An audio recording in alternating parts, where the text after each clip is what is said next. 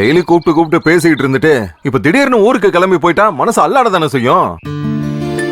ஊருக்கு போய் என்ன பண்ணிக்கிட்டு இருக்கா? ஏன் நமக்கு ஒரு போனை போட்டு பேச வேண்டியதானே? சரி, நம்மளே ஒரு போனை போடுவோம்.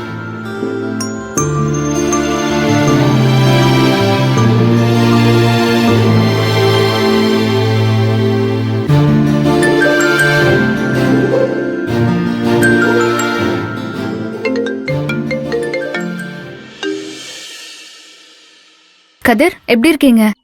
ஏய் நர்மதா, என்ன பண்ணிக்கிட்டு இருக்க? நான் சும்மா தான் இருக்கேன். என்ன நர்மதா, உன் குரலே சரியில்லையே. அது திடீர்னு பெங்களூர் தண்ணி குடிச்சனா அது சேராம போயிடுச்சு. இத்தனை வருஷமா அந்த ஒரு தண்ணி தானே குடிச்சிட்டு இருந்த? அது உன் சொந்த ஊர் தானே, அது எப்படி சேராம போகும்?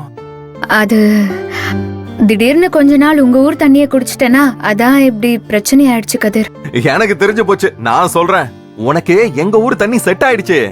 இனி இப்படிலாம் கிளம்பி திடீர்னு ஊருக்கு போனா தண்ணி சேராம ஏதாவது பிரச்சனை தான் வரும். நீ உடனே கிளம்பி ஊருக்கு வந்துரு. சரி, இப்போ என்ன விஷயமா கால் பண்ணீங்க? அது என்ன கதிர், ஒண்ணுமே சொல்லாம இருக்கீங்க? நீ திடீர்னு கிளம்பி ஊருக்கு போயிட்டியா? எனக்கு கையும் ஓடல காலும் ஓடல, என்ன செய்யறதுனே தெரியல.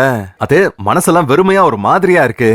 அதான் இப்போ உங்ககிட்ட பேசலான்னு போன் பண்ணேன். அங்கதான் கல்யாண வேலையெல்லாம் இருக்கும்ல, அதெல்லாம் பண்ணி முடிக்க வேண்டியதானே? ஏன் கையும் ஓடல காலும் ஓடலன்னு சொல்லிட்டு சும்மா இருக்கீங்க? இல்ல, நான் ஒரு விஷயத்துல உறுதியா இருக்கேன். இனி எந்த கல்யாண வேலை செஞ்சாலும் நீ வந்ததுக்கு அப்புறம் உன் கூட சேர்ந்து தான் பண்ணுவேன். அது மட்டும் உறுதி. அப்படியெல்லாம் சொல்லாதீங்க. உங்க வீட்ல நடக்கிற கல்யாணம் இது. எத்தனை வருஷம் கழிச்சு இந்த கல்யாணம் நடக்குது. அந்த கல்யாணத்துல எந்த குறையும் இருக்க கூடாது. அதனால தாத்தா பாட்டி கிட்ட பேசிட்டு அம்மா அப்பா கூட கலந்துக்கிட்டு ஒவ்வொரு வேலையா செஞ்சு முடிங்க. சரி, அதெல்லாம் இருக்கட்டும். நீ எப்போ வருவ? வரணும், ஆனா எப்ப வர முடியும் தான் சட்டுன்னு சொல்ல முடியல.